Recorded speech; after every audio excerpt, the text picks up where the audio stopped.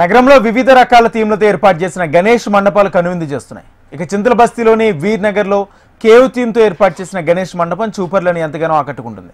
Shri Vinayaka youth association golden jubilee సందర్భంగా ఈ వినూత్న మండపాన్ని ఏర్పాటు చేసినట్లు నిర్వాహకులు తెలిపారు. దీనిపై మరింత సమాచారం మా ప్రతినిధి రజిత అందిస్తారు. నగరంలో గణేష్ నవరాత్రి ఉత్సవాలు కొనసాగుతున్నాయి. ఇక నవరాత్రులు అంటే కూడా నగరం అంతా ఎంతో సందడి వాతావరణం ఉంటుంది. వివిధ రూపాలలో ఉన్నటువంటి గణనాథుడు వివిధ రకాల మండపాలలో దర్శనమిస్తూ ఉన్నారు.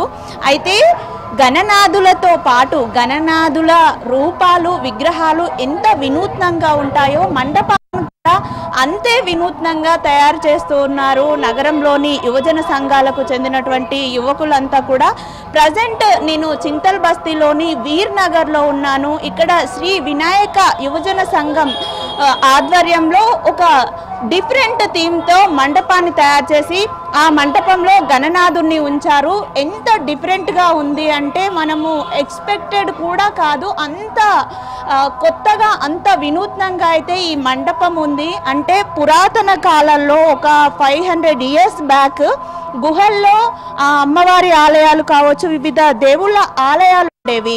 గుహల్లో ఎలా అయితే ఆ ఆలయాలు ఉంటాయో అదే విధంగా మండపం సెట్ వేశారు. మీరు ఆ విజువల్స్ని ఇప్పుడు చూస్తూ ఉన్నారు, చూడొచ్చు. ఇందులోకి రాగానే మనము ఎక్కడ ఉన్నామో ఒక గుహలో ఉన్నామా అనే ఫీలింగ్ వస్తుంది. అంత బాగా ఈ గుహని తయారు చేసి ఈ మండపంలో గణనాథుని నిలుపుకున్నారు. ఈ యువజన సంఘానికి చెందినటువంటి యువకులంతా చూడొచ్చు. రెండు వైపులా కూడా మనకు గుహలో ఎలా ఉంటుందో సేమ్ అదే విధంగా చెట్లు కావచ్చు, ఊడలు కావచ్చు, ఇలా ప్రతి ఒక్కటి కూడా ఎంతో డీటెయిల్డ్గా చేశారు. అంటే వీరు ఈ గణనాథుని నిలుపుకోవడం ఇది 50వ సంవత్సరం. ఈ 50వ సంవత్సరం కూడా ఎంతో వినూత్నంగా చేయాలనే ఉద్దేశంతో ఈసారి ఈ డిఫరెంట్ థీమ్తో అయితే ఈ గణనాథుని నిలిపామని కూడా ఇక్కడ ఉన్నటువంటి యువకులు చెప్తూ ఉన్నారు. మనం విజువల్స్లో చూడొచ్చు. ఈ గుహలోకి రాగానే మనకు ఒక ఆధ్యాత్మికమైనటువంటి వాతావరణం కనిపిస్తూ ఉంది. ఒక్కసారి లోపలికి వస్తే మళ్ళీ బయటికి వెళ్ళలేము అన్నంతగా అయితే అంత సుందర మనోహరంగా అయితే మనకు ఈ మండపం ఉంది. ఇక వివిధ మాధ్యమాల ద్వారా ఈ మండపం గురించి తెలుసుకొని నగర నలుమూల నుంచి కూడా ఇక్కడ చూడడానికి సెట్ను చూడడానికి గణనాథుని చూడడానికి కూడా భారీ ఎత్తున అయితే భక్తులు వస్తూ ఉన్నారు. ఇక్కడ మనతో పాటు వినాయక యువజన సంఘం యువకులు అయితే ఉన్నారు, వారి చేత మాట్లాడించే ప్రయత్నం చేద్దాం. సార్ చెప్పండి, ఎలా అనిపిస్తుంది అసలు ఈ డిఫరెంట్ థీమ్ తీసుకోవడానికి రీజన్ ఏంటి?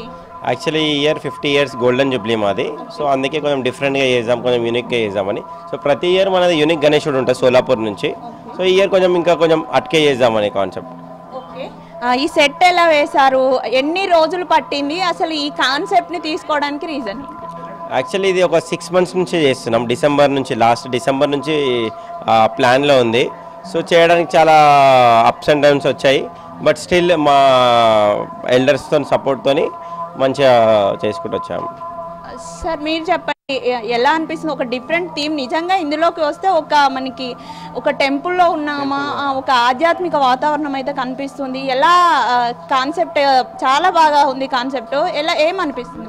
అంటే మేము ఇది ఆల్మోస్ట్ 6 months నుంచి ప్లాన్ చేసామండి. సో ఈ విధంగా మేము చేయాలి అని ఈ సెటప్ వేయడము, డిజైన్ కానీ మొత్తం బ్యాక్ ఎండ్ వర్క్ చాలా చేసాం దీని గురించి. సో మాకేంటంటే ఈ ఇయర్ 50 years సెలబ్రేషన్ కొంచెం డిఫరెంట్ లెవెల్లో ఉండాలి, హైదరాబాద్ మొత్తం కాకుండా యావత్ తెలంగాణ రీచ్ అవ్వాలి అని మేము ఆ కాన్సెప్ట్తో చాలా 6 months నుంచి ఫుల్ ఆఫ్ ప్లానింగ్తో చేసాం. కాబట్టి ఈరోజు ఈ విధంగా క్రౌడ్ పుల్లింగ్ ఉంది మా దగ్గర. అంటే ఇలాంటి కాన్సెప్ట్ నేనైతే ఎక్కడ చూడలేదు, మరి ఎక్కడైనా ఉండిందా? మీరే ఫస్ట్ టైం చేశారు? అంటే మేము యాక్చువల్లీ కొన్ని విధంగా పురాతనమైన గుళ్ళు అవి చూసామండి. మా ఎల్డర్స్ కానీ మా ఫోర్ ఫాదర్స్ ఎవరైతే చెప్పే వాళ్ళ విధంగా మేము ఈ టెంపుల్స్ కొన్ని పాతవి కూడా చూసినవి ఉన్నాయి. సో కొద్దిగా దీనిపైన రీసెర్చ్ కూడా చేసాం. రీసెర్చ్ చేసి సో ఆ విధంగా మళ్ళీ కొంతమంది మా సీనియర్స్ని వాళ్ళందరినీ అప్రోచ్ అయ్యి సో కోర్ ప్లానింగ్ అనేది తీసుకొని దానికి ఈ విధంగా మేము ఒక హార్డ్లీ 5-6 months ప్లానింగ్ చేసిన తర్వాతనే ఈ విధంగా మాకు అవుట్పుట్ అనేది వచ్చింది.